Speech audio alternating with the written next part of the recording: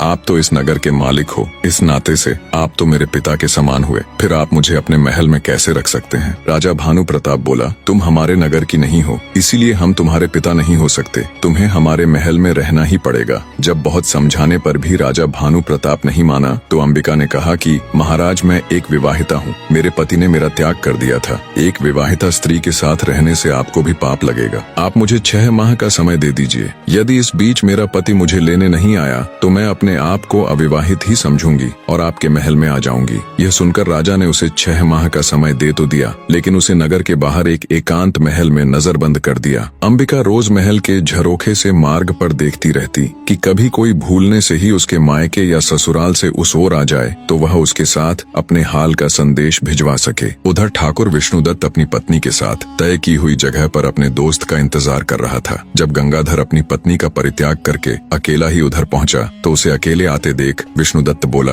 अरे मित्र, तुम अकेले कैसे चले आ रहे हो? मेरी भाभी को कहाँ छोड़ आए? तब गंगाधर ने उसे सारा वाक्य कह सुनाया। सब सुन गुस्से से विष्णुदत्त उसे धिक्कारते हुए बोला, धिक्कार है मित्र, किसी और के अपराध का दंड तुमने अपनी निर्दोष पत्नी को दे दिया। यदि उसके घर वालों ने तुम्हारे नाई की खातिर तुमसे ज्यादा कर दी तो इसमें भाभी का क्या दोष था? इतनी सी बात पर क्या कोई अपनी पत्नी को छोड़ देता है? हमें अभी वापस चलकर भाभी को ले आना चाहिए। गंगाधर ने विष्णुदत्त की बात मान ली। विष्णुदत्त ने अपनी पत्नी को पास ही एक गांव में ठहरा दिया और स्वयं गंगाधर के साथ उसकी पत्नी अंबिका को लाने के लिए निकल पड़ा। गंगाधर ने अपनी ससुराल में लोगों से पता किया तो उसे मालूम हुआ कि उसकी पत्नी अपने मायके नहीं पहुंची थी। ससुराल में ना जाकर वो वहीं से विष्णुदत्त के साथ अंबिका की तलाश में निकल पड़ा। ढूंढते ढूंढते वे दोनों भी उसी नगर में पहुंच गए। अंबिका ने जब महल के झरोखे से उन्हें आते देखा तो तुरंत उसने अपने पति को पहचान लिया और महल के सेवकों से कहकर उन्हें महल में बुला लिया। महल में पहुंचने पर विष्णुदत्त ने अंबिका को अपना परिचय दिया और कहा, भाभी, मेरे मित्र से गुस्से में आपको छोड़ने का अपराध हो गया। वह अपनी करनी पर शर्मिंदा है। अब आप भी बीती बातें भूल जाओ और हमारे साथ अपने घर चलो। गंगाधर ने भी अंबिका से माफी मांगी और चलने के लिए कहा। तब अंबिका ने उन दोनों को अपने साथ घटी सारी बातें विस्तार से बताई और कहा कि पहले हम दोनों को राजा के सामने जाकर उनसे आज्ञा लेनी होगी। वे दोनों राजा के सामने गए। अंबिका ने राजा से कहा कि महाराज, मेरे पति मुझे लेने के लिए आ गए हैं, इसलिए कृपया अब आप हमें जाने की इजाजत दे दीजिए। राजा ने भी अपने वचन का पालन करते हुए अंबिका को अपने पति के साथ जाने की अनुमति दे दी। वे तीनों वहां से निकल पड़े।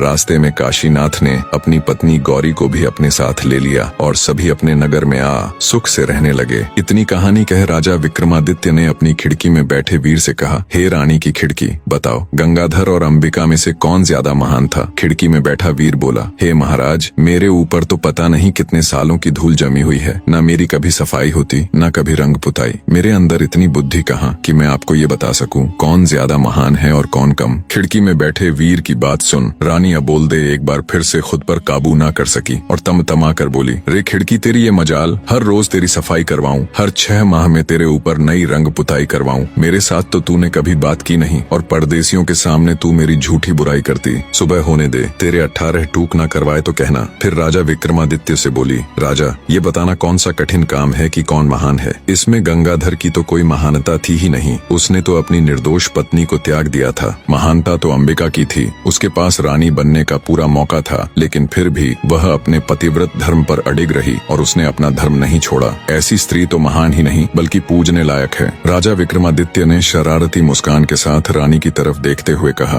आपने बिल्कुल सही कहा रानी, मैं तो आपका कायल हो गया। फिर राजा विक्रमादित्य ने ढोल वाले से कहा, मार रे ढोलिया ढोल को डंका। रानी अबोलदे तीसरी बार बोली। ढोल वाले ने तेजी से ढोल पर डंका दे मारा। तीसरे डंके की आवाज सुन रानी की कैद में पड़े कैदी खुशी से नाचने गाने लगे। उन्हें पूरा यकीन हो चला था कि उनकी आजादी के बीच अब बस एक पहर और है। इधर रानी अबोलदे भी अब की बार पूरी सजग होके बैठ गई। उसने मन में निश्चय कर लिया कि अब चाहे कुछ भी हो जाए वो चौथी बार नहीं बोलेगी। विक्रमादित्य बोले, भाई, रानी के हार, रात के 3 पहर तो बड़े आराम से कट गए, अब तू भी कुछ सुना जिससे ये आखिरी पहर भी कट जाए। रानी का हार बोला, महाराज, मेरे अंदर इतनी बुद्धि नहीं कि मैं आपको कुछ कह सुनाऊं। हाँ, हुंकारा जरूर भर लूंगा। राजा बोला, ठीक है, 4 दोस्त थे। उनमें एक ब्राह्मण, एक खाती, एक दर्जी और एक सुनार था। एक दिन चारों सलाह मशवरा कर धन कमाने के लिए परदेश चल पड़े। चलते चलते जब शाम हो गई तो वो सब एक जगह ठहर गए। उन्होंने रात को वहीं रुकने का फैसला किया। तय हुआ कि इलाका सुनसान होने के कारण रात के 4 पहरों में बारी बारी सब पहरा देंगे। सबसे पहले पहरा देने का नंबर आया खाती के लड़के का। तीनों सो गए और वो पहरा देने के लिए बैठ गया। बैठे बैठे उसे पास में पड़ा एक बड़ा सा लकड़ी का टुकड़ा दिखाई दिया। सोचा क्यों ना कुछ कारस्तानी की जाए, नींद भी दूर हो जाएगी। उसने अपने औजार निकाले और उस बड़े से लकड़ी के टुकड़े को संवारने लगा। रात का पहला पहर खत्म होते होते उसने उस लकड़ी के टुकड़े को तराश कर एक सुंदर स्त्री का पुतला बना खड़ा कर दिया और दर्जी के लड़के को उठाकर खुद सो गया। जब दर्जी का लड़का बैठकर पहरेदारी करने लगा तभी उसे प्रतीत हुआ कि सामने कोई खड़ा हुआ है। पास जाकर देखा तो एक काठ का पुतला है। पुतले को देख मन ही मन खुद से कहा, क्या खूब कारीगरी की है खाती के लड़के ने, पर मैं भी किसी से कम नहीं। उसने भी अपने सामान से वस्त्र और सुई धागा निकाला और लग गया। रात का दूसरा पहर खत्म होते होते उसने एक सुंदर सी वेशभूषा बनाकर उस स्त्री के पुतले को वो पोशाक और चूड़ियां पहना दी। अब पहरेदारी की बारी थी सुनार के लड़के की, तो वो उसे जगा कर सो गया। नींद तोड़ने के लिए सुनार ने ठंडे पानी से मुंह धोया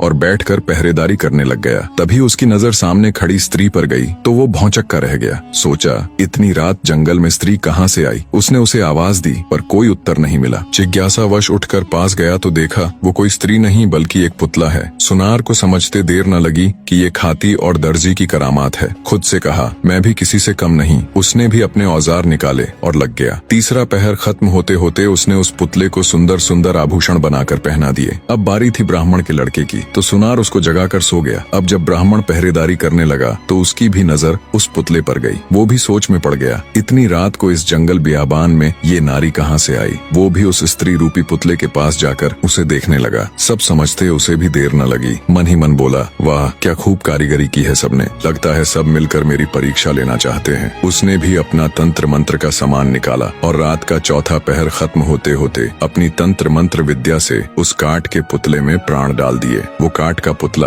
अब एक सुंदर युवती बन चुकी थी। तब तक सुबह हो गई। बाकी तीनों मित्र भी उठ गए। अपने सामने इतनी सुंदर युवती को देखकर उन्होंने जब ब्राह्मण से उसके बारे में पूछा तो उसने सारा किस्सा उनको कह सुनाया और बोला, इस काठ के पुतले में मैंने अपनी मंत्र शक्ति से प्राण डाल दिए, सो अब मैं इसे अपनी पत्नी बनाऊंगा। तब खाती का लड़का बोला, नहीं मित्र, इसे मैंने बनाया है इसलिए इस पर मेरा अधिकार है, ये मेरी पत्नी बनेगी। दर्जी भी बीच में बोल पड़ा कि मैंने इसको इतने सुंदर कपड़े सिलकर पहनाए हैं इसीलिए इस पर तो मेरा हक है। सुनार का लड़का बोला कि ऐसा कैसे हो सकता है, मैंने इसे सुंदर सुंदर आभूषण बनाकर पहनाए हैं इसलिए ये मेरी ही पत्नी बनेगी। खूबसूरत नारी के लिए चारों पुरुष आपस में झगड़ा करने लगे। इतनी कहानी सुनाने के बाद राजा विक्रमादित्य ने हार से कहा, बताओ भाई रानी के हार, उस स्त्री पर सबसे ज्यादा हक किसका हुआ। रानी के हार के ऊपर बैठा हुआ वीर बोला, महाराज मैं तो रानी का एक तुच्छ सा हार हूँ, जिसे रानी ने मन किया तो पहन लिया, नहीं तो फेंक दिया। मेरे अंदर इतनी बुद्धि नहीं कि मैं आपको ये बता सकूं कि उस युवती पर किसका हक ज्यादा है।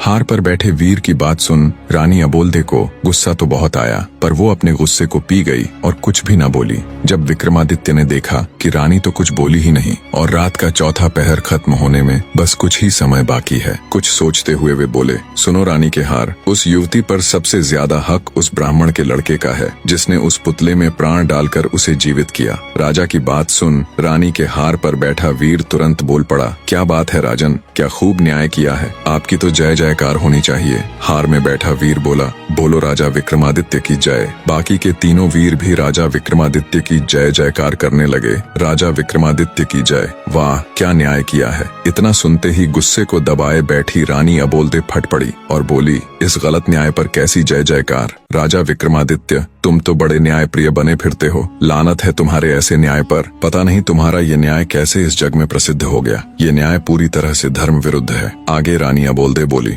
ब्राह्मण ने उस पुतले में प्राण डाले थे, अर्थात एक तरह से उसने उसे जन्म दिया, इस तरह से तो वह उसका पिता हुआ। तो एक पिता अपनी पुत्री से विवाह करें, इससे बड़ा नीच कर्म और क्या हो सकता है। धर्म के अनुसार कोई भी स्त्री केवल उसी की पत्नी हो सकती है जो उसको चूड़ियां पहनाता है, और पुतली को चूड़ियां दर्जी के लड़के ने पहनाई थी, तो धर्मानुसार वो युवती उसी की पत्नी हुई। रानी की सारी बात सुन राजा विक्रमादित्य ने शरारत से हंसते हुए रानी अबोल्दे की तरफ देखते हुए कहा, वाह वाह बहुत खूब रानी, आपने तो बिल्कुल धर्मोचित न्याय किया है। उस युवती का पति वो दर्जी ही हो सकता है, और माफ करे रानी साहिबा, आप 4 बार बोल चुकी हैं, तो आपका पति तो केवल मैं ही नहीं हो सकता हूँ, अब तो बस चलने की तैयारी करो। राजा विक्रमादित्य की बात सुन रानी अबोल्दे ने शर्माकर अपनी आंखें झुका ली। राजा विक्रमादित्य हर्षोत्साहित हो बोला, मार रे ढोलिया ढोल को डंका। रानी अबोल्दे चौथी बार बोली। ढोलिये ने डंका उठा ढोल पर दे मारा। रानी अबोल्दे ने वायदे के अनुसार उसकी कैद में बंद सभी राजाओं और राजकुमारों को सम्मान सहित उनका राजपाट लौटाते हुए उनको मुक्त कर दिया। बड़े धूमधाम से रानी अबोल्दे की शादी राजा विक्रमादित्य के साथ हो गई।